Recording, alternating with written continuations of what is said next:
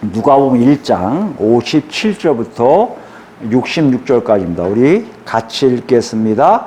엘리사벳이 해산할 기한이 차서 아들을 낳으니 이웃과 친족이 주께서 그를 크게 긍휼히 여기심을 듣고 함께 즐거워하더라.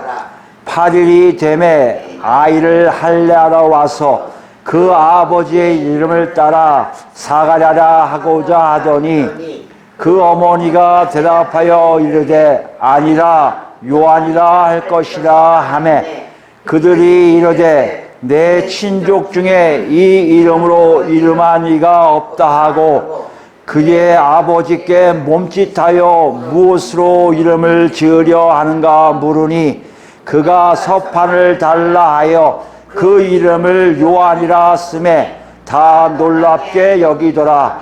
이에 그 입이 곧 열리고 혀가 풀리며 말을 하여 하나님을 찬송하니 그 근처에 사는 자가 다 두려워하고 이 모든 말이 온 유대 산골에 두리우펴짐에 듣는 사람이 다 이 말을 마음에 두며 이르되 이 아이가 장차 어찌 될까 하니 이는 주의 손이 그와 함께 하심이로라. 아멘. 지난 시간에 우리 무엇을 살아보았습니까? 세례 요한의 탄생을 통하여 마리아가 체험한 하나님의 구원의 역사의 현실화의 두 번째 메시지를 살아보았는데요. 그것이 무엇이었습니까? 하나님이 허락하신 하나님을 알아간 사람들은요, 하나님의 뜻을 순종하고요. 하나님의 뜻을 순종하게 되면 또 하나님이 그들을 통해서 하나님의 언약을 또 이루시는 거예요. 이런 일들이 일어난다는 것이에요. 이걸 우리 뭐라고 했다고요? 믿음이라고 했죠. 믿음이 있는 사람들이 일어나기 시작한다는 것이에요.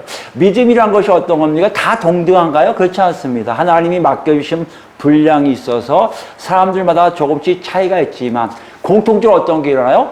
그 믿음에 의해서 순환적으로 하나님 역사가 계속해서 일어나게 된다는 것이에요. 복음을 들은 자들이 하나님을 만나고 하나님을 알아서 복음에 입각해서 하나님 말씀에 순종하고요. 하나님 말씀에 순종하니까 그 복음의 역사하심을 통한 하나님 역사가 계속해서 더 구체적이고 더 크게 이루어짐을 체험하게 된다는 것이에요.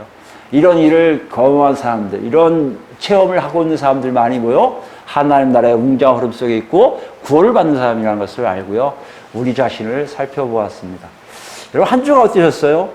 정말 여러분 이건 늘 우리가 질문을 할 내용이에요. 스스로. 여러분 하나님 만나셨습니까? 그 하나님을 누군지, 그 하나님 누군지 알아셨습니까? 알고 계셨습니까? 이제 알아가십니까? 그 하나님의 말씀을 여러분 순종하고 계십니까? 이거 하나님 뜻이야 하고 순종하는 여러분 자신을 발견합니까? 여러분을 통해서 하나님의 역사가 하나 둘 이루어지고 있음을 발견합니까? 사실 이것이 믿음의 생활이잖아요. 우리가 생각할 때 이 믿음의 생활을 생각할 때는요, 저도 곰곰이 생각해도 참 둔해요. 이게 말씀을 통해서 설교자로서 설교할 때 이게 자연스럽게 나와서 일주일 내내 이런 거였구나, 이걸 몰랐구나 할 때도 있습니다. 근데 여기에 보면 알겠지만 우리 삶 속에 이런 믿음의 역사가 일어나지 않은 걸 많이 발견해요. 왜 그렇습니까? 우리가 정말 믿음이 있는지 없는지를 스스로가 점검해 보지 않는다는 것이에요. 우리는 어떻게 된 거예요? 보통 한국교회 가르침이 그렇지 않습니까? 공동체 안으로와 들어오면 믿음이 있는 거고요. 공동체 안으로 들어왔다는 것이면 무슨 얘기합니까? 세례받는 그 어떤 형식적인 의례를 거치면 공동체 안에 있음을 선언한단 말이에요. 그럼 어떻게 합니까? 이제 교회에서 가르쳐 주는 것이 어떻게 하면 믿음을 잘하게 할 것인가를 가르쳐 준다는 거예요. 그게 뭐예요?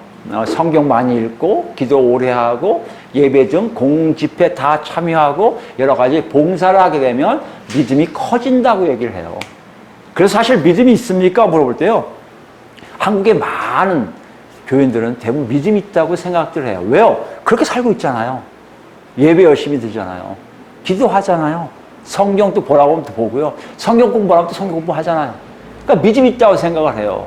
그런데 신기한 게 뭔지 아십니까? 믿음이 있다고 생각하는데 곰곰이 자기의 과거를 생각하면요, 나는 믿음이 그렇게 좋지 않았네 하고 스스로 깨닫는 것도 참 많이 있을 거예요. 이런 상황에서 지난 시간에 본문을 통해 성령님이 놓고 하시는 거예요. 다시 한번 믿음의 역사가 있는지 보라는 거예요. 믿음이 있어야 하나님의 역사를 체험할 수 있는데 그 믿음의 역사가 있냐고 보라는 거예요. 제일 중요한 게 뭡니까? 여러분 생각에 일주일 동안 여러분 한번 생각해 보셨겠지만 가장 큰 차이는요. 한국교회가 가르치는 것은 내가 믿음을 갖는 거였는데요. 성경이 뭐요? 하나님이 먼저 일이신다는 거예요. 먼저 행하신다는 것이에요. 먼저 와 놓고 하시고 문을 여시고 언약을 제시하신다는 것이에요. 하나님으로부터 시작된 것을 우리가 놓치고 있었던 것이에요. 하나님으로부터 시작된 것을 가지고 우리가 한번 생각해 보면요. 내가 믿음이 없는지를 금세 알 수 있어요. 그 일, 하나님이 제시한 언약을 내가 받은 적이 있느냐를 생각하면 나오잖아요. 받은 적이 있습니까? 그럼 여러분 믿음이 있는 거예요. 그 분량이 적을지라도 이미 하나님 여러분에게 믿음을 맡겨주신 거예요. 그럼 여러분 한번 생각해 보세요. 그렇게 있으면요. 하나님 말씀에 순종하고 싶어요. 지금 이것을 지난 시간에 정확하게 우리에게 보여주면서 뭐요? 이것이 구원의 역사의 현실화라고 말하고 있다는 것입니다. 그리고 우리 다시 질문하고 있어요. 여러분, 이 질문은 아마 여러분이 천국 가시는 그날까지 뭐 예수님 오셔서 재림해서 들려 올라갈 때도 좋고요. 아니면 미리 개인적인 종말 통해서 천국 가실 때 이 노크 소리가 계속 들릴 거예요. 정말 그렇게 믿음이 있냐? 정말 그렇게 살고 있냐? 여러분 거기에 뭐라고 대답하시겠습니까? 지난 시간에 이어서 계속해서 질문해요. 왜요? 우리가 알아본 지금 이 세례 요한의 출생을 통한 구원의 역사의 현실화는요. 우리 직접적인 우리 개개인의 구원과 직접적인 관계가 있기 때문에 매우 중요합니다. 놀라운 역사를 체험하고 계십니까? 이것이 지금 있어야 돼요. 오늘 뭐요? 지난 시간에 했던 그런 믿음의 역사가 여러분에게 있습니까? 없다면 여러분 돌이키셔야 됩니다. 있다면 계속해서 나아가는 우리가 돼야 됩니다. 여러분 여기에 어떻게 여러분이 가고 있는지 정확하게 보시기 바랍니다. 오늘 더 나아가요. 오늘도 여러분 보시면 알겠지만 세례 요한의 출생을 통해서 마리아가 체험한 하나님의 구원의 역사의 현실화의 세 번째 이야기를 오늘 다루고 있습니다. 다 또 다른 사건이 하나를 이렇게 살포시 보여주고 있어요.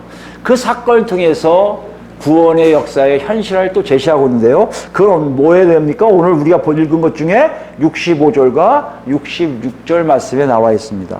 65절 말씀을 보면 알겠지만 부가적인 일이에요. 뭐에 대한 부가적입니까? 세례 요한이 출세하고요. 세례 요한이 할례를 받고 그다음에 사가랴 그 아버지 사가랴가 회복되는 거 이후에 일어난 어떤 사건을 기록하고 있다는 것이에요. 여기 보면 알겠지만 뭐예요? 사람들이 그 사건을 듣고 반응하는 것을 얘기하고 있다는 것이에요. 그러니까 누가는 지금 독자들에게 뭘 얘기하고 있습니까? 사람들이 듣고 반응하는 것이 곧 뭐의 증거다? 하나님의 구원의 역사의 현실화의 증거라고 제시하고 있다는 것이에요. 그럼 우리가 여기서 주요하게 생각해야 돼요. 그 사람들의 반응이 어떤 것을 얘기할까? 이걸 알 수가 있습니다. 그렇기 때문에 우리가 누가가 기록한 내용을 가지고 정확하게 누가가 얘기하고 싶은 메시지를 전달받아야겠죠.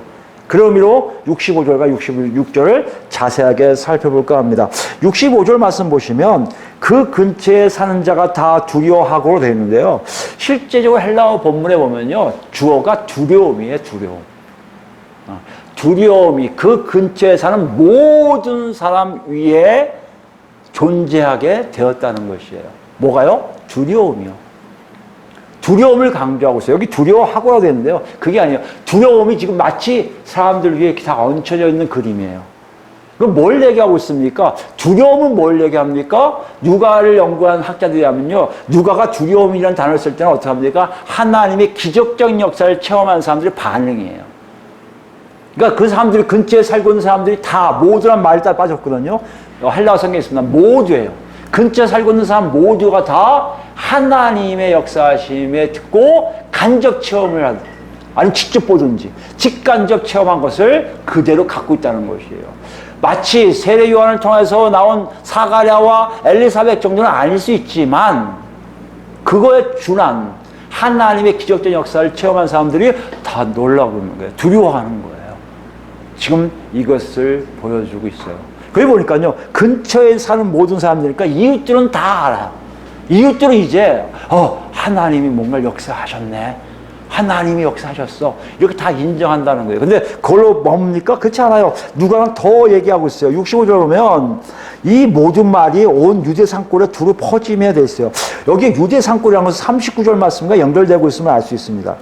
엘리사벳이 살고 있는 사가랴의 집이 어디 있다고요? 유대 산골에 있는 한 도시였어요. 여기 보니까 유대 산골, 온 유대 산골이에요. 그 지역뿐만 아니라 유대 산골이란 그 개념 약간 높은 데겠죠. 유대 지역에 있는 그 높은 산골마다 다 그것을 알게 됐다는 것이에요. 뭘 알게 됐다는 거예요? 하나님의 역사하심을 다 들었다는 거죠. 세례 요한이 출생했고요.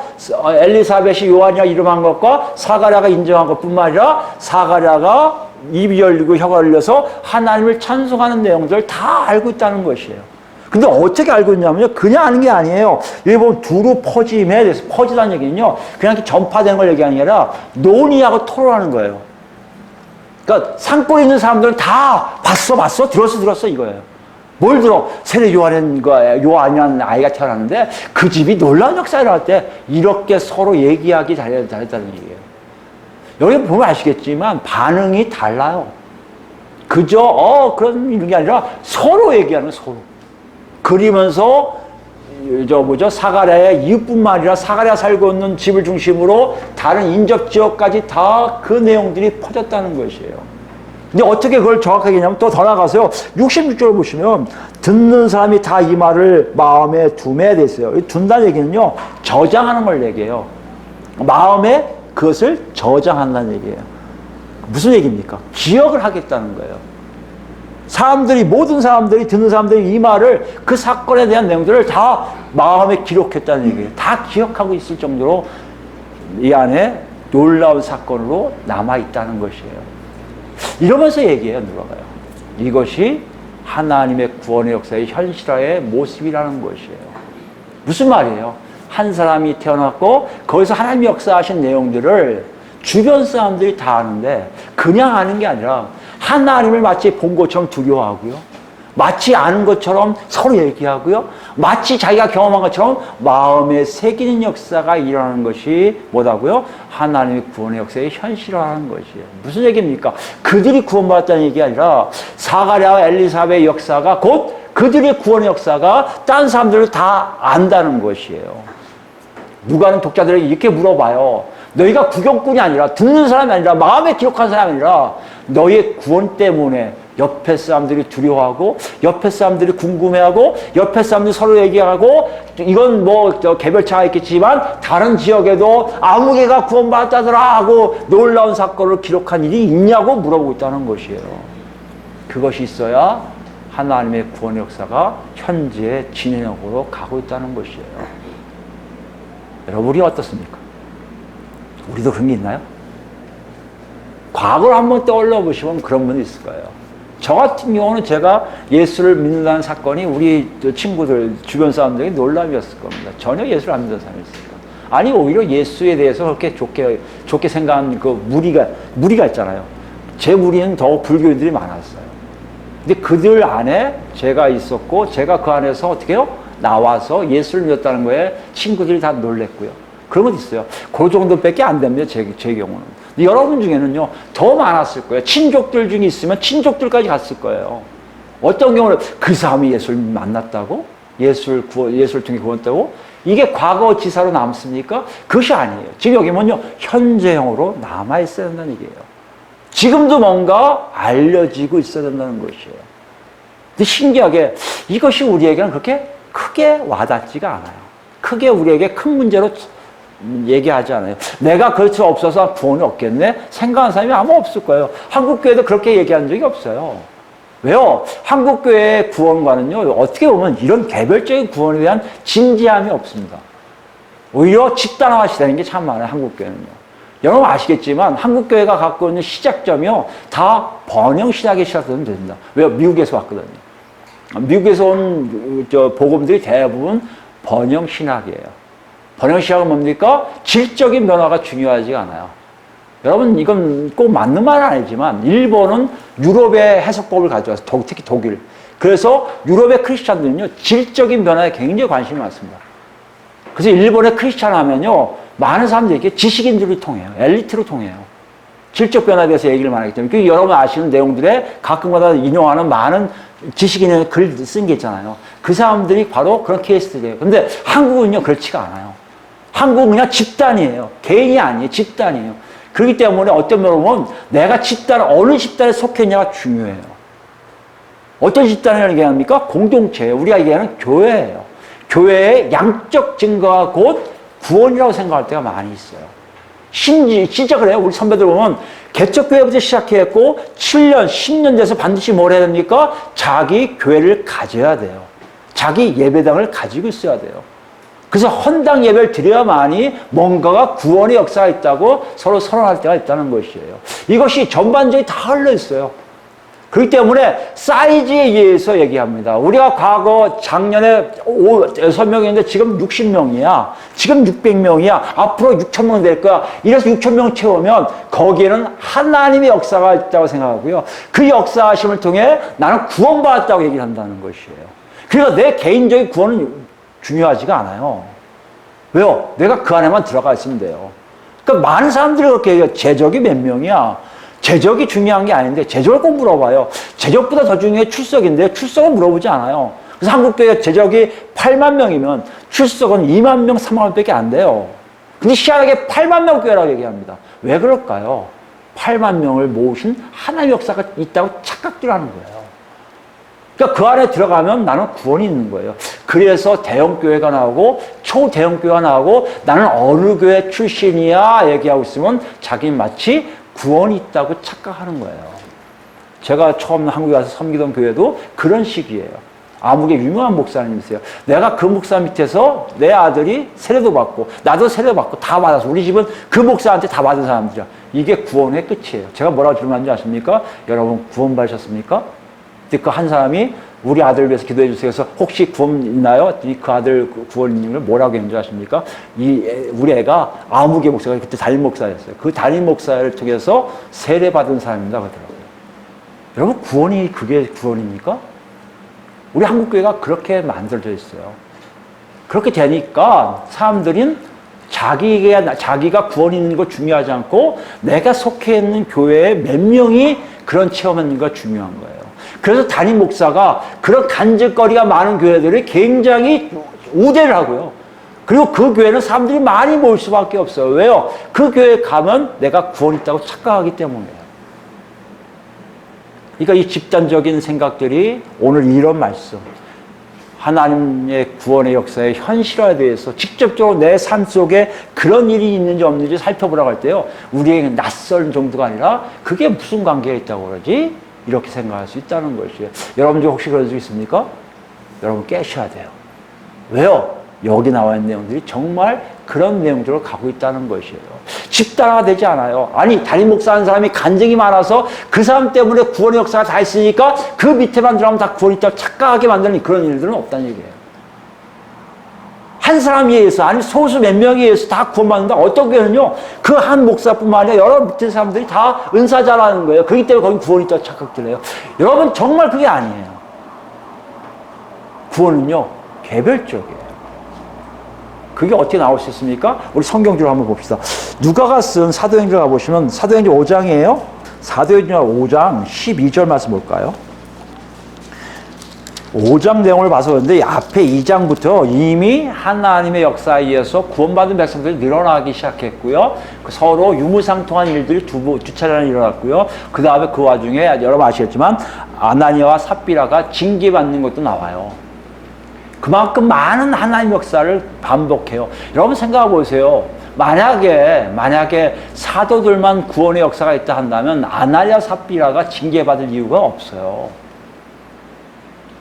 캐톨릭 얘기하듯이 그 성당 안으로만 들어오면 다 구원이 있다고 얘기한다면 그래서 그 신부들한테 가서 머리 조아리고 고해성사 만나면 죄사함이 있다면요. 징계가 없고 심판이 없어요. 거긴 그렇게 얘기해요. 그런데 신기한 게 뭔지 아십니까? 한국에 계시면 더 하고 있어요.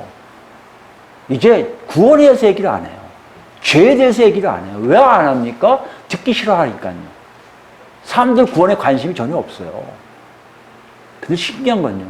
신약시대의 시작은요. 구원에 초점이 있고요. 방점이 있었던 거예요. 그 일을 쭉 하고 있어요. 만약에 베드로 사도만 만약에 있다면요, 아나니아 삽비라 사람 같은 사람 징계받을 이유가 없고요. 나오고 있지만 나머지 7명의 성령 충만 일꾼들 세울 이유가 없고요. 여러분도 보시겠지만 이방인들이 구원받을 길이 전혀 없게 되어 있다는 얘기예요. 여러분 여기서 좀 우리가 이해할 필요가 있습니다. 그 내용 중에 12절 말씀 보세요. 사도들의 손을 통하여 민간의 표적과 기사가 많이 일어나며 실제적으로 사도들 손에 의해서 기적과 표적이 나타났어요. 아닌 건 아니에요. 실제 나타나요. 두려움에 떨고 있는 사람들이 생겨요. 믿는 사람들이 다 마음을 같이하여 솔로몬 행각에 모이고, 여기 보세요. 사도들이 기적과 표적과 기사를 했다고 그 사람들을 한 게 아니라 믿는 사람이 다 마음을 같이하여 모였다고 얘기를 해요. 믿는 사람들이 생겼다는 얘기는 뭡니까? 구원받았다는 거. 지난 시간에 얘기한 거예요. 하나님을 만난 거예요. 복음 때문에. 하나님을 만난 자들이 생긴 거예요. 그 사람들의 모습들이 다 모이니까, 집단하니까, 이거 얼마나 얘기하면 교회가 형성되니까, 공동체가 제대로 형성되니까 어떤 일을 합니까? 13절 보세요. 그 나머지는 감히 그들과 상종한 사람이 없으나 백성이 칭송하더라. 사람들이 멀리하기 시작하는데요. 역으로 뭐요? 사람들이 칭찬하기 시작해요. 마치 오늘 우리가 본 것처럼 뭔가 두려워하는 자가 있고요. 뭔가 얘기하는 사람이 있다는 거예요. 그들에 대해서요. 여러분, 이것이 실제적인 구원의 역사의 현재형이에요. 만약에 집단화 시켰다면 한국교회 전체가 이 일을 하고 있어야 되는 거예요. 그 교회 하면요 다 두려워해야 돼요. 아니면 그 교회 하면요 다 칭찬해야 돼요. 그 교회 하면요, 야 뭔가 이랬어, 나는 모르겠지만 저기는 하나님 역사하고 있을까 얘기하고 있다는 것이에요. 오늘날 한국교회가 그런 얘기 듣고 있습니까? 아니잖아요. 이걸 지금 우리가 이해를 하셔야 돼요. 개별성이에요. 믿는 사람들이 모여서 한 사람 한 사람 모여서 이룬 것이 공동체예요. 공동체 안에 모든 사람들이 각각 믿음의 역사, 구원의 역사가 있으니 그 힘이 한 사람뿐만 아니라 여러 사람이 모이니 얼마큼 강력하겠습니까? 그걸 좀 얘기하는 거예요. 14절 보세요. 믿고 주께로 나오는 자가 더 많으니 남녀의 큰 무리더라. 사람들이 더 많이 생기는 거예요. 믿고 주께 나타나요. 여러분, 이것이 영향이에요. 이것이 하나님의 구원의 현실화의 현장이란 말이에요. 여러분, 우리 주변에 예수 안 믿는 사람 많아요. 이렇게 얘기하잖아요. 그 사람들이 안 온다? 이거 교회의 역할이 잘못하고 있는 거예요. 저기 올라가고 싶다? 이런 생각이 들어야 돼요. 무엇인가가 하나님의 역사가 있어야 되는 것을 나타내는 것이 우리 안에 있어야 돼요. 그렇다면 여러분과 저는요, 아무것도 없다는 거예요. 그리스도 교회 간판 있지만 아무것도 없다는 거예요. 여기에 하나님의 두려움이 없는 거예요. 여기에 하나님 놀라운 역사가 없는 거예요. 그렇다면 여러분과 저는 지금 구원의 역사의 현장에 속해 있지가 않고요. 여러분과 저는요, 지금 조심스럽게 접근해야 돼요. 나도 구원이 있나? 왜요? 그렇게 하는 것이 하나님의 역사이기 때문에 그렇습니다. 이게 그때만 있었다고요? 안 그래요. 이게 이때만 있었으면요, 2000년 동안에 한국교회를 비롯한 이런 교회들이 나올 수가 없어요. 하나님의 성령 역사는 계속해서 이어지고 있음을 우리가 알아야 된다는 것이죠. 15절입니다. 심지어 병든 사람을 메고 거리에 나아가 침대와 요 위에 누이고 베드로가 지나갈 때 혹 그의 그림자라도 누구에게 덮일까 바라고 예루살렘 부근에 수많은 사람들도 모여 병든 사람과 더러운 귀신에게 괴로움 받는 사람을 데리고 와서 다 나음을 얻으니라. 무엇인가 바라고 오는 사람들이 하나 둘 더 늘 수밖에 없다는 것이에요. 여러분, 이것을 과거형으로 여기 생각하시면 안 됩니다. 과거형이 아니라 현재 진행형으로 가고 있다는 것이에요. 현재 진행하고 가고 있는데 여러분 가고 계십니까? 여러분 이해가 되세요? 우리가 생각해도 이해가 안 되잖아요. 어떻게 이렇게 가능합니까? 우리는 왜 없죠? 한국교회의 집단적인 구원관이 사라져야 된다는 것이에요. 대형교회가 더 욕을 먹어요. 더 혐오의 대상이고요. 더 타락했다고 그러고요. 하나님의 역사가 거기 있냐고 오히려 반문해요. 많은 경우에 지금 이렇게 얘기하잖아요. 아직도 하나님 믿어? 아직도 교회 다녀? 젊은 사람들이 없어요. 여러분 보시면 알겠지만 정말 성가대예요. 물론 젊은 애들 따로 하는 데는 다르겠지만 그렇지 않은 교회도 보세요. 성가대뿐만 아니라 앉아있는 사람들이 다 고령화돼요. 옛날 제가 미국에 있을 때요. 1999년에 왔으니까 저번 20몇 년 전이에요. 그때 이미 미국에는요. 이미 실버 처치예요. 다 머리가 다 은색이 되니까. 이게 한국교회 얘기예요. 지금요. 한번 보세요. 유신이. 젊은 사람 없어요. 다 나이 든 사람 앉아있어요. 나이 든 사람이 과거에 믿음 가지고 꾸벅꾸벅 똑같은 말을 똑같이 반복하고 있는 것이 구원이라고 얘기한다는 것이에요. 여러분, 여기에 하나님의 역사는 있을 수가 없어요. 하나님의 놀라우신 역사함을 우리가 제대로 발견할 수가 없다는 것이에요. 하나 더 볼까요? 누가에게 영향을 미친 사도 바울의 고린도 후서가 볼까요? 고린도 후서 2장 14절입니다. 항상 우리를 그리스도 안에서 이기게 하시고 우리로 말미암아 각처에서 그리스도를 아는 냄새를 나타내시는 하나님께 감사하는 냄새로 비유해요. 이건요, 행지하다 하면 향을 피우는데요, 그 향이 앞에 있는 사람들의 승리에 도취하는 향이지만요, 뒤에 끌려가는 노예들, 포로들이에요. 근데 노예가 팔리면 다행이지만 안 팔리면 다 죽이거든요. 그러니까 그거를 지금 연상시키는 게 사도 바울이요. 행지 개선 장군이, 로마 개선 장군이 전쟁에서 이겨서 따닥따닥 하면서 앞에 향을 피우고 가거든요. 그럼 향을 맡는 사람들, 살아있는 로마 군사들은 그게 생명을 얻은 자의 모든 것에 상급이 있다고 생각하고 기뻐서 가는데요. 뒤에 끌려가는 포로들은 좀 있으면 죽겠구나, 이걸 알고 가는 그걸 가져온 거예요. 그리스도의 뭐요? 그리스도를 아는 냄새를 나타낸다는 거예요. 그래서 15절 보세요. 우리는 구원받는 자들에게나 망하는 자들에게나 뭐요? 하나님 앞에서 그리스도의 향기니 이 사람에게는 사망으로부터 사망이 이르는 냄새요, 저 사람에게는 생명으로부터 생명이 이르는 냄새라 누가 이를 감당하리요? 됐어요. 사도 바울이 이제 가는 곳곳마다 뭐가 나타난다고요? 그리스도의 향기가 나타나요. 그리스도의 향기가 나타나는데 어떻게 그리스도의 향기가 어떤 역할을 한다고요? 어떤 사람에게 사망을 언도하고요, 어떤 사람에게 생명을 언도해요. 이 사람들이 가는 곳곳마다 그런 일이 일어난다는 거예요. 생명인 자들은 와서요, 생명의 길로 가려고 애쓰고요, 사망인 자는 도망가서 멀리 가고 있다는 것이에요. 이게 복음의 역사고 구원의 역사예요. 구원의 현장이란 말이에요. 여러분과 제가 하면요, 살아있는 자들은 와서 살아있음을 같이 공유하든지 살아있는 방법을 물어보고 있는데, 여러분 저에게 그게 없잖아요. 우리 교회만 해도 그래요. 와서 어떻게 하면 구원을 받을 수 있습니까? 하고 물어보는 사람이 없잖아요. 아직 그리스도인 교회는 하나님 보시기에 교회가 아닌 거예요.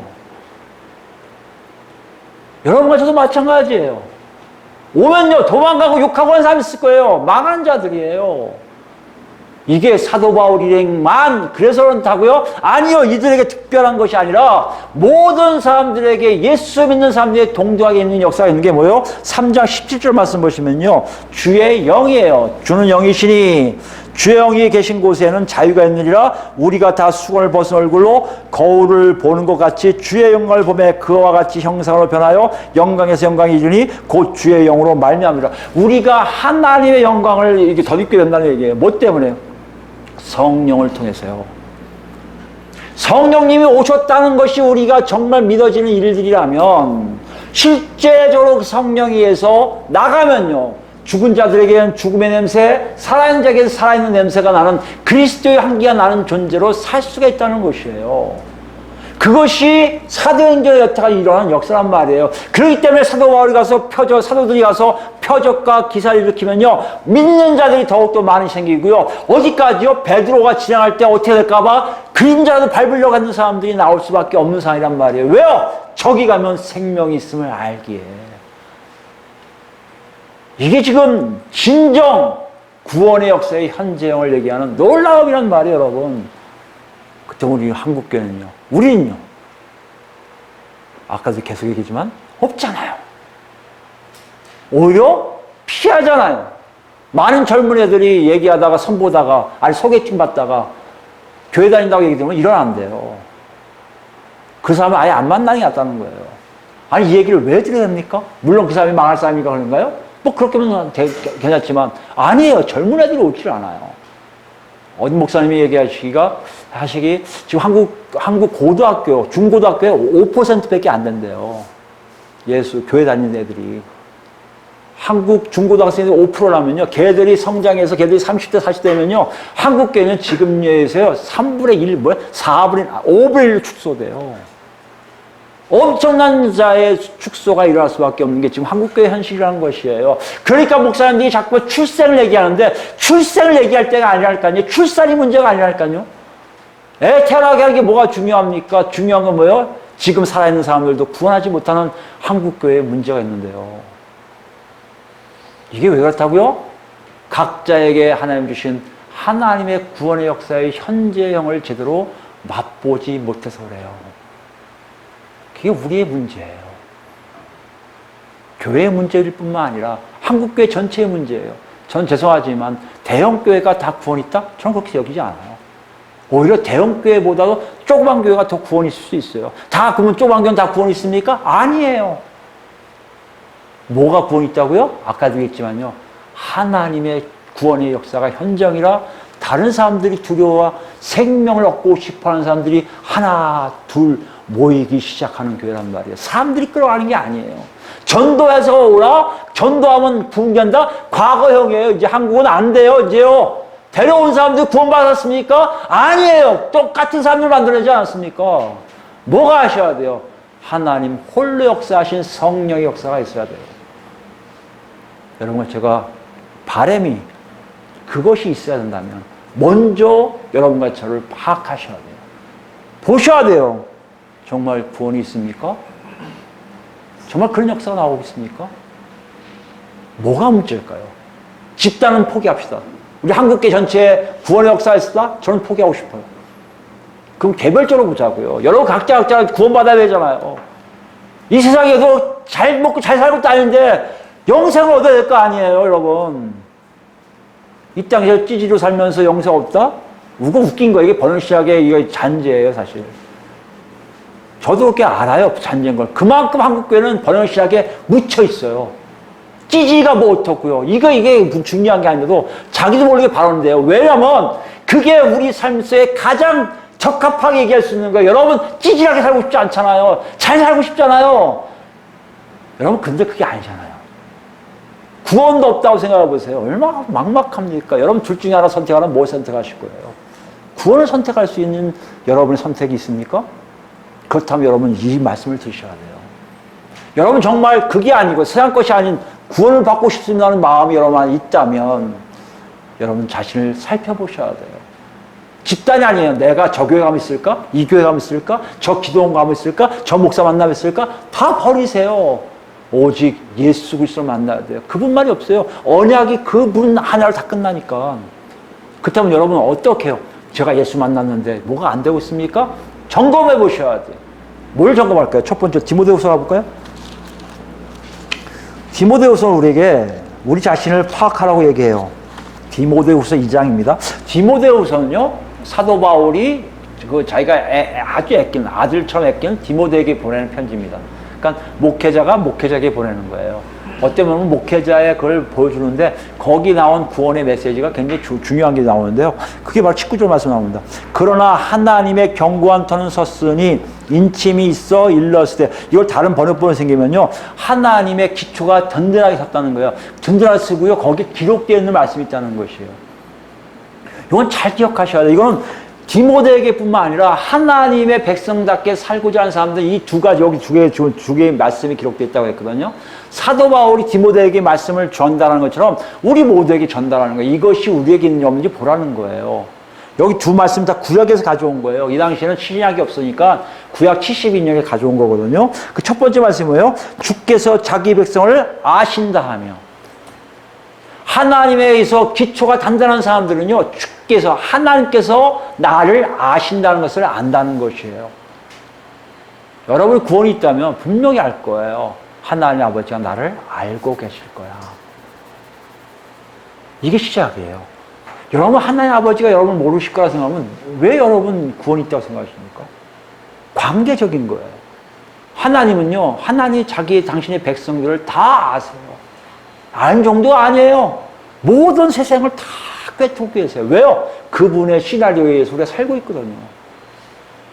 당신의 백성인 건 다 아는데 왜 우리는 모릅니까? 우리가 모른다는 건 우리 구원이 없다는 것이에요. 잘 기억하셔야 돼요. 하나님은 우리를 알고 계세요. 두 번째요. 주의 이름을 부른 자마다 불의에서 떠날지어다. 그 하나님을 찾는 사람들은요, 하나님이 원하지 않는 삶에서 벗어나야 돼요. 이 두 가지를 뭐라고 얘기합니까? 하나님 터, 하나님 기초가 단단히 서 있다는 것이죠. 이건 변개가 안 된다는 것이에요. 하나님 백성을 알고 있고요, 하나님 백성은요, 하나님 뜻에 위반되는 것을 안 하려고 한다는 것이에요. 여러분과 제가 거기 있는지 보세요. 있습니까? 여러분 지금 구원으로 한 걸음 오신 거예요. 이게 없다면 여러분 구원 없는 거예요. 내 멋대로 살고 내가 원하는 것만 하고 있다면, 여러분 하나님 뜻이 뭔지를 모르고 살고 있다면 여러분 구원과 관계없어요. 뭐와 관계없기 때문에? 하나님과 관계없기 때문에 그래요. 이걸 지금 사도 바울이 디모데에게 얘기하는 거예요. 너 잘 들어. 네가 만약에 하나님 자녀라면 두 가지 알 거야. 하나는 너를 아실 거고, 두 번째 너는 절대 불의에서 떠날 거야. 우리가 동일하게 적용할 수 있어요. 여러분 그러고 계십니까? 그럼 어떻게 해요? 그 다음에 문제예요. 20절이에요. 큰 집에는 금그릇과 은그릇뿐 아니라 나무 그릇과 질그릇도 있어 귀하게 쓰는 것도 있고 천하게 쓰는 것도 있나니 있어요. 그릇의 얘기예요. 용도 차이예요. 여러분 나는 정말 그런 체험이 저분은 다 봤다는데 저는 하나도 못 봤어요. 저분은 다 들었다는데 저는 하나도 못 들었어요. 저분은 은사도 많다는데 저는 은사 하나도 없어요. 이거에 대한 중요성이 있다는 게 아니에요. 그건 다 책임이 딸려 있어요. 그런 은사가 있는 사람은 책임이 있어야 돼요. 나는 은사 받았어. 책임이 따라야 돼요, 여러분. 어떤 책임이요? 그 은사를 주신 하나님이 그에게 맡긴 책임이 있어요. 그걸 벗어나면 불의한 자가 되는 거예요. 천하게 쓰고 귀하게 쓴다는 얘기를 천과 귀가 우리에게 솔깃하고 이상하게 느낄지 모르지만 그게 아니라 세상의 이치에도 누군가는 이건 좀 이상한 용도가 다르다는 거예요. 용도가 달리 쓰는 것이 하나님의 백성들에게도 반드시 있다는 것이에요. 거기 보세요. 근데 중요한 건요. 21절 말씀이에요. 그러므로 누구든지 이런 곳에서 자기를 깨끗하게 하면 귀 쓰는 것이 되어 거룩하고 주인의 쓰심에 합당하며 모든 사람들의 준비함이 되리라. 뭘 하라는 거예요? 깨끗하라는 거예요. 그릇을. 귀한 그릇든 천한 그릇든 주인이 쓰려면요, 딱 쓰려고 볼 때 깨끗한 그릇을 쓰지 절대 더러운 그릇을 쓰지 않아요. 여러분이 어떻게 어떤 용도를 사용하는지 그걸 하나님에 맡기시고요. 여러분과 제가 할 일은 뭐라고요? 그 스스로 깨끗해져야 돼요.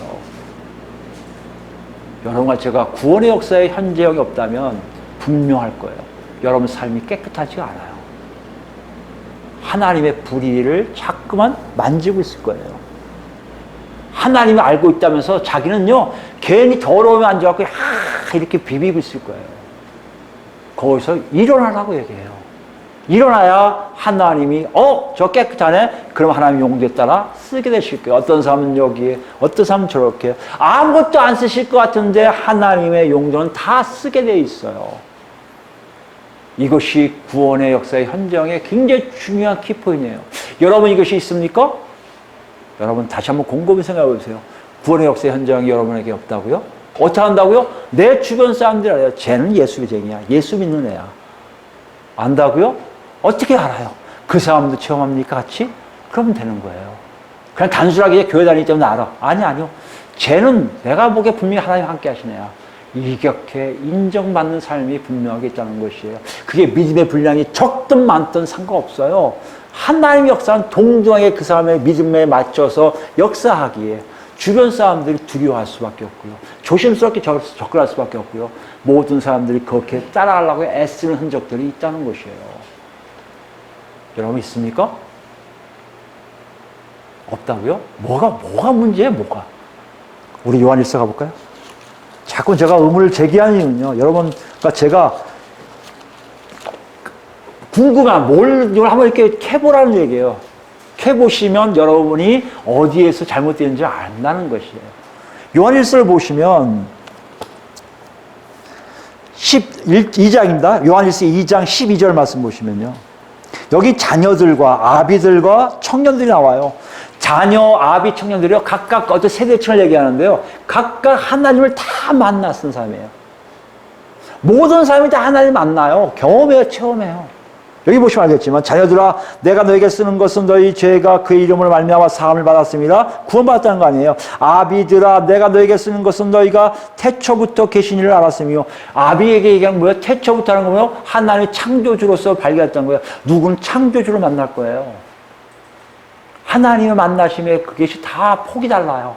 청년들은요. 내가 너희가 쓰는 것은 너희가 악한 자를 이겨 싸움에서 이기는 사람들이 있을 거예요. 불의와 싸우고요. 악한 마귀와 싸우고요. 이런 사람들이 있을 거예요. 그런 사람도 있어요. 또 뭐 있습니까? 아이들아 내가 너희가 쓴 것은 너희가 아버지를 알았습니다. 아버지를 알아요. 또 나옵니다. 아비들아 또 누가 청령들아, 또 뭐가 나와요? 또 여러 가지가 나오는데 제일 중요한 건 15절입니다. 이 세상이나 세상에 있는 것들을 사랑하지 말라. 누구든지 세상을 사랑하면 아버지 사랑이 그 안에 있지 아니하니. 이랬어요. 그런 사람의 공통점은요, 어찌됐든 간에 창조주를 알았던, 마귀세력과 이겨서 싸워서 이겼던, 아니면 아버지만 알았던, 중요한 거는요, 세상과 자는 간 곳이 없긴 멀리 있으면 안 되는 거예요. 세상과 내가 짝하고 있다면 여러분 죄송하지만 구원의 역사는 사라져 있어요. 현재 여기 안 나올 거예요. 왜 그래요? 세상은 여기 보죠. 16절에요. 세상에 있는 모든 것이 육신의 정욕과 안목의 정욕과 이생의 자랑이 다 아버지께로 온 것이 아니기 때문에 그래요. 아버지께로 왔다면 세상과 짝해도 괜찮지만 아버지와 전혀 상관없는 세상과 짝하고 있다면 어디에 디모데 후서인가 전서에는요. 세상 것을 사랑하면 뭐요? 하나님과 원수됨을 알지 못하냐고 해주세요. 우리가 그걸 몰라요. 세상에 살면서 세상 것과 짝하고 있음이 마치 하나님 뜻을 제대로 사는 것처럼 얘기해요. 왜요? 교회들이 그렇거든요. 교회 건물이 그렇거든요. 교회 직분들이 그렇거든요. 교회에 나와 있는 모든 것들이 세상의 기준으로 모든 걸 다 얘기하거든요. 그러니까 사람들이 거기에 익숙해져요. 아니요. 하나님의 구원의 역사는 그게 아니에요. 정말 바뀌어 있음이에요. 여러분과 제가 완전히 달라졌음이에요.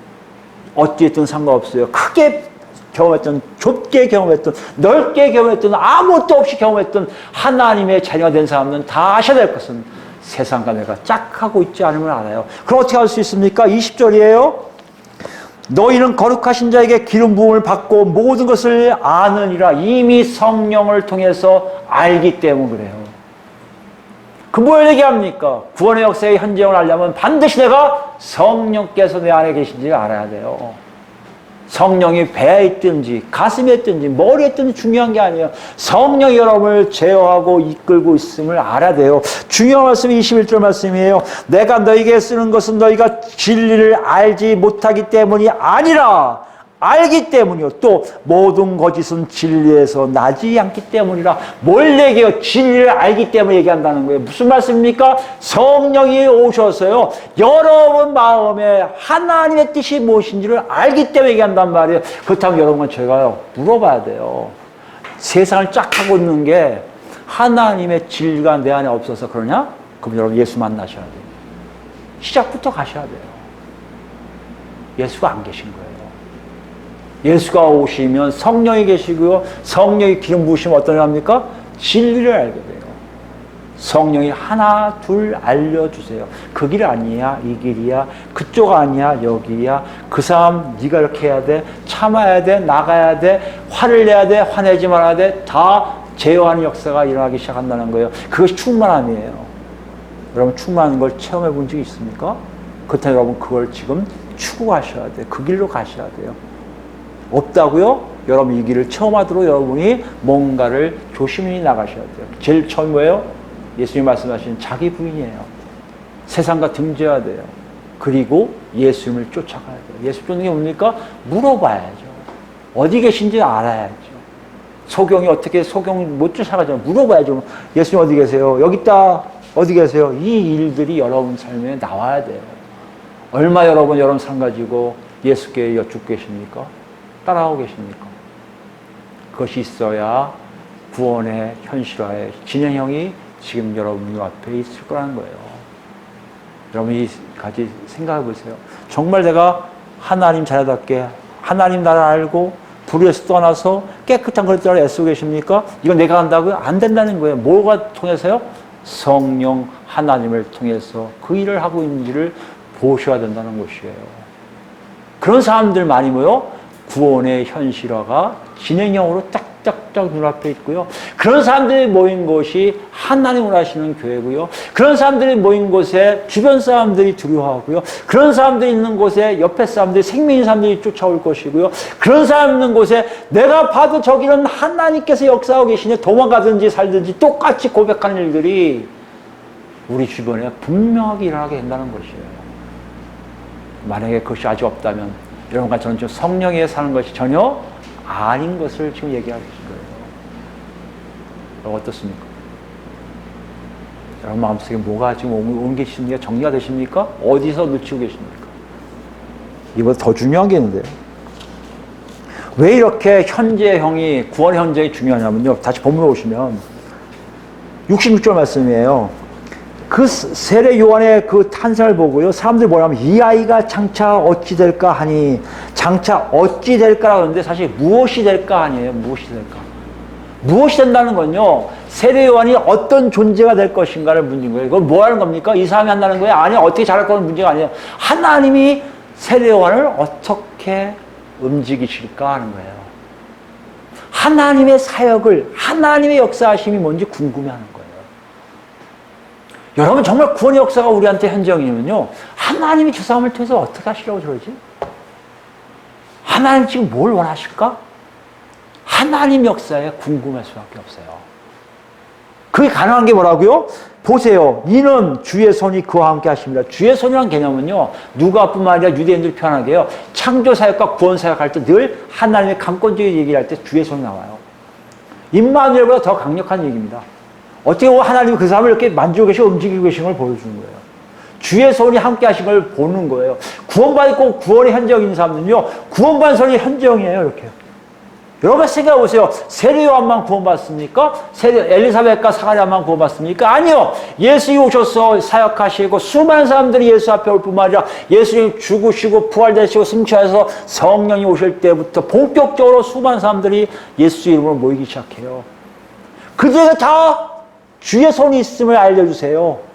그게 뭐예요? 마가다라 방에 성령이 각 사람 머리 위에 있더니 각 사람들이 다 성령 충만을 받아. 뭐예요? 성령을 통한 역사들이 있다는 것이에요. 여러분과 내가 구원이 있다면 분명히 이 위에 성령께서 만지고 계심이 있단 말이에요. 그 만지심을 누가 한다는 거예요? 세상 사람들이 한다는 것이에요. 여러분, 여기 중요한 의미가 있어요. 구약과 신약의 차이점이에요. 구약을 통해서 다 하셨다면 이게 끝날 텐데, 신약을 세우신 이유가 뭔지 아십니까? 우리가 구약을 봤어야 알겠지만 마지막 때를 얘기하세요. 심판을 얘기하세요. 하나님의 심판이 있음을 증거하세요. 그 심판이 있음을 증거하는 모습들이 곧 뭐요? 새 언약의 시작이에요. 그 증표가 뭐예요? 세례 요한이에요. 그 증표가 뭐예요? 예수님 탄생하세요. 그 증표가 뭐예요? 예수님이 공생에 하시다가 죽으시고 부활되세요. 승천하시고 성령님이 오시는 것 자체가 곧 있으면 뭐가 있다고요? 하나님의 심판이 있음을 얘기한다는 것이에요. 새 언약의 놀라움을 우리가 이해할 것은요, 그걸 볼 때 유대인들은 다 어떻게 얘기합니까? 좀 있으면 하나님 심판하시겠네. 좀 있으면 하나님 심판하실 거야. 이것을 갖고 있다는 얘기예요. 그게 메시아의 사상이라는 얘기예요. 우리에게 동일하게 역사하세요. 그 하나님 뭘 얘기하신 겁니까? 우리를 통해서 성령님이 오신 건요, 그들에게, 우리 각자에게 보여주신 거예요. 얘한테 내가 있다, 얘한테 성령이 있다. 왜 알려주신다고요? 사람들 하여금 알게 하시는 거예요. 조금 있으면 세상은 끝나고 심판이 있을 것임을 증거하고 계시다는 얘기예요. 그리고 외치세요. 구원으로 들어오라고. 너에게 복음을 주지 않았냐? 그걸 위해서 내 아들을 죽이지 않았냐? 그걸 위해서 내 아들이 부활되지 않았냐? 그걸 위해서 너희들에게 성령을 부어주지 않냐? 얘들아, 정신 바짝 차리고 나한테 오라고 말씀하고 계시다는 얘기예요. 이것이 말세의 놀라운 하나님의 구원의 역사의 현장의 진짜 모습이에요, 여러분. 여러분과 제가 그것이 없다면요, 여러분과 저는요, 지금 버림받고 있는 거예요. 뭐에 버림받고 있는 거예요? 새 언약에서 버림받은 거예요. 더 이상 쓸모가 없는 존재들이에요. 우리를 통해서 세상 사람들이 놀래야 되는데 아무도 안 놀래요. 세상 사람들 오히려 손가락질 욕해요. 저것들 괜히 모여서 이상한 짓거리를 하는 것들, 성범죄가 제일 많은 것들, 괜히 땅만 반대하는 것들, 괜히 정치에 참여하고 이상한 짓들 하는 것들, 욕만 먹고 있다면 한국교회는 하나님의 구원의 역사의 말세의 지말에 정말 중요한 역할인 하나님의 심판이 있으니 조심하시오 하는 경고 사인을 전혀 못 내리고 있다는 것이에요. 이 중에 우리가 있다는 거 아니에요, 지금. 여러분과 저가 저기 있다는 거예요, 그 안에. 말세 지말로 갈수록 이 일이 점점 울려 퍼질 거예요. 여러분이 생각하지 못한 이상으로 역사가 일어날 겁니다. 여러분, 거기에 여러분이 동참하고 있다면 여러분과 저는 살아있는 거예요. 지금 이것이 하나님의 놀라운 역사의 현장 안에 다 들어가요. 그게 2000년 동안 세월 속에 분명히 구원받은 자들은요, 그 역할을 하고 있었던 거예요. 좀 있으면 예수님 오실 거야. 좀 있으면 니들 끝나. 조심해야 돼. 빨리 와. 구원받아야 돼. 이 일하다가 죽은 수많은 사람만 구원받지요. 전혀 그 일 안 하다가 나 교회에 있으니까, 나 주교니까, 교황이니까, 나 목사니까 어떤 사람들은 구원이 없어요. 여러분이 어디에 계신지 보세요. 거기에 동참하고 계십니까? 그럼 어떻게 할 수 있죠? 자, 요한계시록 가볼까요? 요한계시록 가보면요, 10장에는 여러분 잘 아시는 사도 요한에게 뭘 주세요? 두루마리를 주셔갖고 뭐 하라고 그랬어요? 마지막 보니까 내게 말하니 많은 백성, 11절입니다. 10장 11절. 빨리 시간 없어서 막 넘어갈 테니까 여러분 한번 집에서 보세요. 그가 내게 말하기를 내가 많은 백성과 나라와 방언과 임금에게 다시 뭐요? 예언하여 하리라 하더라. 사도 요한에게 뭘 요구하세요? 복음을 전하라고 해요. 누구한테요? 세상 사람들에게. 그게 사도 요한의 역할이에요. 11장 가보시면 두 증인이 나와요. 두 증인이 나오면 뭡니까? 놀라운 일을 해요. 모세와 마치 엘리야 같은 일을 해요. 막 피바람을 만들고요. 불이 나게 하고요. 사람들 막 죽게 하고요. 하나님의 말씀이 살아계시는 막 증거한 일들이 일어나요. 사람들이 오히려 피해요. 도망가요. 왜 그렇습니까? 마지막 때의 역사예요. 마지막 때 사람들이 하나님 역사에 다 도망가기 시작합니다.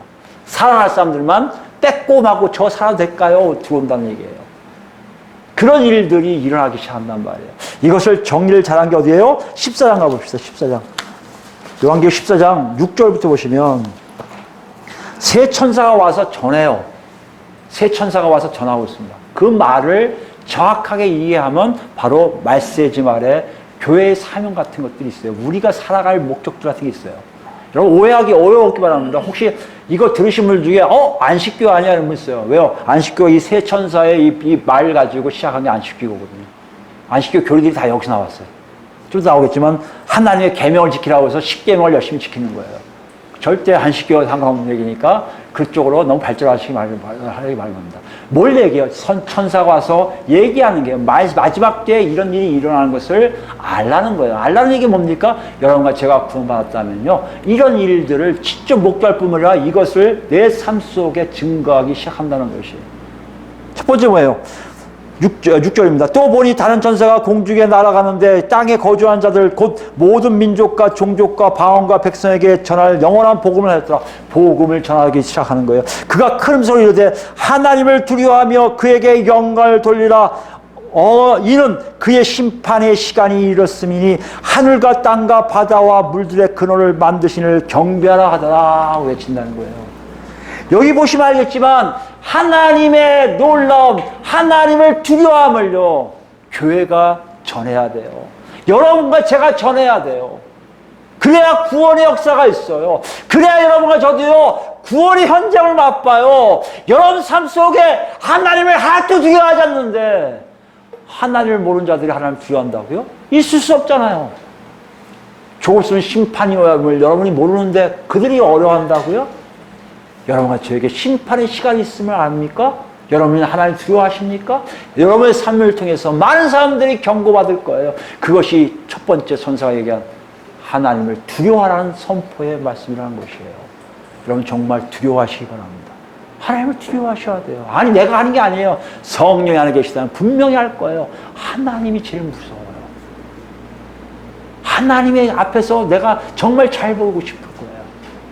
이게 없다면 여러분 죄송하지만 구원과 관계없을 사람들이에요. 심판받을 사람들이란 것이에요. 두 번째예요. 8절입니다. 또 다른 천사가 곧 둘째가 그 뒤를 따라 말하되 무너졌도다 큰 성 바벨론이요 모든 나라에게 그의 음행으로 말미암아 진노의 포도주를 먹이던 자로다 하더라. 뭘 얘기합니까? 바벨론이 망함을 얘기해요. 바벨론이 뭡니까? 그 당시에 진짜 똑같이 가장 잘 사는 물질로 이루어진 세상이에요. 여러분 나중에 19장인가요? 가보면 바벨론이 어떤 국가인지 나와요. 가장 사치품이에요. 가장 좋은 것만 차고 다니고요. 가장 좋은 것만 누리던 나라예요. 그 나라가 망했다는 얘기 뭡니까? 세상에는 전혀 소망이 없음을 우리가 말해줘야 된다는 것이에요. 여러분 제 삶 속에 세상에 소망을 갖고 삽니까? 죄송하지만 구원 없어요. 여러분 그 세상과 결별하라고 말씀하십니다. 내가 지고 있는 물질이 너무 귀하다고요? 죄송하지만 세상을 살아가고 계신 거예요. 내가 갖고 있는 모든 것들이 너무나 좋아서 이것을 불리고 싶어 합니까? 하나님 관계없이 이걸 늘려서 내 마음대로 살고 싶습니까? 죄송합니다만 여러분 구원과 관계없어요. 좋은 차, 좋은 빌딩, 좋은 집, 좋은 집에서 떵떵거리고 편하게 살고 싶습니까? 죄송하지만 여러분 구원 없어요. 그거는 이미 망할 거예요. 없어질 것이에요. 제가 얼마 전에 얘기했지만 없어질 것에 연연한 사람들은요 구원 없어요. 영원히 존재할 것과 붙잡으려고 애쓰는 사람만이 구원이 있다고 말씀하시는 거예요. 두 번째 천사가 그걸 알고 있어요. 똑같이 얘기해요. 한국교회가 지금 보세요. 뭘 추구하고 있습니까? 세상 아닙니까? 세상 프로 아닙니까? 세상 명예 아닙니까? 한국교회 지금 구원은 멀어지고 있다는 거예요. 우린요. 우린 그렇지 않아요? 우리도 그 중에 있잖아요. 여러분 구원 멀어져요. 그게 역사가 없잖아요. 하나님 역사가. 세 번째예요. 9절입니다. 또 다른 천사 셋째가 그 뒤를 따라 큰 음성으로 이르되 만일 누구든지 짐승과 그의 우상에게 경배하고 이마에나 손에 표를 받으면 그도 하나님의 진노의 포도주를 마시리니 그 진노의 잔에 섞인 것이 없이 부은 포도주라. 거룩한 천사들 앞에 어린 양 앞에서 불과 유황으로 고난을 받으리니 그 고난 연기가 세세토록 올라가리로다. 짐승과 그의 우상에게 경배하고 그의 이름 표 받는 자는 누구든지 밤낮 쉼을 얻지 못하리라 하더라. 뭘 얘기합니까? 우상 숭배하지 말라는 거예요. 하나님 외에 다른 것을 섬기지 말라는 거예요. 하나님 말고 다른 거와 함께 가지 말라는 것이에요. 섞이지 말라는 것이에요. 오늘 한국교회가 되게 웃긴 꼴로 가고 있습니다. 되게 웃긴 꼴로 가요. 여러분 마음에 혹시 있지 않습니까? 여러분 우상이 뭔지 아세요? 나를 위해 만드는 거예요. 나를 위해. 나 방문적을 위해서 만드는 게 다 우상이에요. 하나님도 나를 위해서 만드십니까? 우상이에요. 하나님도요. 그거 하나님 만난 거 아니에요. 나를 위해 만든 모든 것들 여러분 갖고 계십니까? 큰일 나신 거예요. 여기에 나중에지만 나중에 그들에 의한 정치가 일어나고 그들에 의해서 이 세계가 막 달라질 거예요. 그들 말대로 안 하면 우리는 죽게 돼 있단 말이에요. 그게 우리의 고난이에요. 예수 믿는 사람이 고난이에요. 말세의 집안에 반드시 있을 고난이 그걸 얘기해요. 그 고난을 넘긴 사람들만이 살 수 있음을 요한계시록 계속해서 얘기하는 이유가 뭔지 아십니까? 이미 그런 사람들이 많이 있다는 것이에요. 세 가지 기억하시기 바랍니다. 하나님 두려워하십니까? 세상과 작별하고 계십니까? 여러분을 위해 우상을 만들고 계신 건 아닌가요? 이럴 것이 없다면 여러분의 구원의 역사가 성령을 통해 나타날 거예요. 11절 보세요. 12절인가요? 성도들 인내가 여기 있나니 그들은 하나님의 계명과 예수에 대한 믿음을 지키는 자라. 또 내가 들으니 하늘의 음성이 나서 이르되 기록하라. 지금 이후로 주 안에서 죽는 자들은 복이 있도다 하심에 성령이 이르시되 그러하다. 그들이 수고를 그치고 쉬리니 이는 그들의 행할 일이 따름이라 하시더라. 무슨 말이에요? 하나님 안에서 죽는 사람들이 복되다는 것을 지금 보여주고 있어요. 인내가 달라요. 맛이 느껴지니 달라요. 성도들 인내와 믿음 뭐요? 하나님 말씀을 지키려고 해요. 예수 그리스도의 믿음이에요. 예수님 주신 그 믿음을 지키려고 애쓰는 사람들이 막 나오기 시작한다는 거예요. 이것이 지금 우리에게 주의 손이 있는지 없는지를 보여주는 증거란 얘기예요. 우리 어디 있습니까? 정말 여러분 구원의 역사가 현실화되고 계십니까? 현재역입니까? 성령께 여러분 인도하심이 분명하십니까? 내 주변 사람들이 나를 보고 놀라고 있습니까? 두려워하고 있습니까? 하나님이 살아계시다고 그들도 모르게 인정하고 있습니까? 여러분 잘 가고 계신 거예요. 여러분처럼 구원받고 있는 거예요. 만약 없다면 회복하셔야 돼요. 어디서 놓으셨나요? 세상을 짝하고 계십니까? 버리세요. 하나님 두려워하지 않습니까? 버리세요. 하나님 외에 다른 것을 섬기며 나는 하나님 섬긴다고 착각하고 있지 않습니까? 버리셔야 돼요. 여러분 안에 예수에 대한 믿음과 하나님 말씀을 지키려는 마음이 여러분에 있습니까? 여러분 그걸 지키셔야 돼요. 우리 이 말씀에 여러분 뭐라고 대답하실 거예요? 뭐라고요? 성령이 이끌려 사는 사람과 그렇지 않은 사람이 분명한데요. 이게 무슨 말인지 모르겠다? 오늘 이 시간 예수 만나셔야 돼요. 알겠는데 아니다? 성령 의지하는 삶으로 가셔야 돼요. 그 방법은요. 그분에게 맡기세요. 그분에게 물어보세요. 그분과 동행하세요. 누구도 안 가르쳐줘요. 누구도 안 가르쳐요. 왜요? 하나님은 여러분 각자에게 주신 믿음의 분량대로 하나님이 통치하고 이끄시거든요. 그 맛을 보세요. 그 맛을 보시면 여러분 안에 구원의 역사가 어떻게 흘러가고 있는지를 알게 된다는 것이에요. 이 놀라운 역사가 여러분에게 저에게 있기 바랍니다. 없다면 이 자리에 우리 온 이유가 아무 무의미하게 끝나버려요. 전 여러분과 제가 정말 영원한 생명 안에 다 들어가길 바라요. 저도 노력할 거예요. 아니, 노력하고 있어요. 여러분도 같이 하지 않겠습니까? 노력하셔야죠. 가셔야죠. 성령 이끌려 사시는 것이 뭔지 알아야죠. 여러분 모두가 그것을 알아서 정말 우리가 하나님의 역사, 구원 역사 안에 있음을 공표함으로 많은 사람들이 우리 그리스도교회 여러분 통해서, 우리를 통해서 하나님을 만나는 놀라운 축복이 우리에게 넘치도록 예수 이름으로 축원드립니다. 아멘. 기도하시겠습니다. 하나님 아버지 감사합니다. 오늘 주신 말씀 속에 우리를 봅니다. 그동안 세례 요한의 출생을 통해서 하나님의 구원의 역사의 현실화돼서 보았는데요. 한 가지라도 우리 마음속에 자신 있게 얘기할 수 있는 것이 하나도 없음을 고백합니다. 하나님의 놀라우신 체험을 하면서 살지 못했고요. 하나님이 주신 믿음 안에 살지 못했고요. 오늘 주신 말씀처럼 정말 하나님의 역사를 통해 주변 사람들이 하나님을 알 수 있게 살지 못한 우리 삶이었습니다. 하나님 그런데도 우리를 붙잡고 계시고요. 우리에게 끝까지 택하심 역사를 통해서 하나님을 알라고 자꾸 말씀하고 계신 그 사랑이 너무나 큽니다. 우리는 더 또 도망가기를 원하는데요. 하나님 끝까지 붙들시고 강제적으로 주 앞에 아버지의 사랑을 다 알라고 하시는 놀라운 사랑을 발견합니다. 하나님 이런 상황이 있어요. 우리가 무엇을 어떻게 해야 될지 모르고 있사오니 우리의 약함과 이 무지함과 우리의 이 목이 고됨을 용서하셔서 성령 충만함으로 우리 모든 것을 갈기갈기 지켜주시옵시고 우리의 목을 꺾어주시옵시고 우리의 모든 가진 것들을 다 없어지게 하셔서 오직 하나님만 붙들고 사는 우리가 될 수 있도록 주연다야 주시옵소서. 세상을 사랑하지 않는다고 하면서 세상 사랑하는 모든 걸 용서하시고요. 하나님을 두려워한다 하면서 두려워하지 않고 하나님을 아주 만홀히 여긴 걸 용서하여 주시고 나를 위해서 하나님을 섬긴다 하면서 우상을 섬긴 모든 것들을 용서하여 주셔서 지금부터라도 하나님 뜻 안에 살기를 원하오니 아버지여 이 시간에 성령님 각자 충만함을 역사 인도하셔서 하나님의 구원의 역사의 현장을 온전히 체험할 수 있도록 주여 인도하고 허락하여 주시옵소서. 그래서 지금부터 주님이 부르시는 그날까지 우리를 통해서 수없이 많은 사람들이 하나님을 알 수 있도록 허락하여 주시고 주변 사람들, 세상 사람들이 놀람으로 두려움으로 하나님께 함께 경배하는 역사가 일어날 수 있도록 주여 우리를 온전히 사용하고 인도하여 주시옵소서. 이제 우리 주 예수 그리스도의 은혜와 아버지의 극진한 사랑과 성령님의 감동감화 역사 교통하심이 이제 와서 하나님께 예배드리고 그렇습니다. 하나님 정말 몰랐는데요. 우리 구원받고 싶습니다. 우리 건져주세요. 살려주세요 하는 성도들 머리 위에 지금부터 영원토록 함께 하시기를 간절히 축원하옵나이다.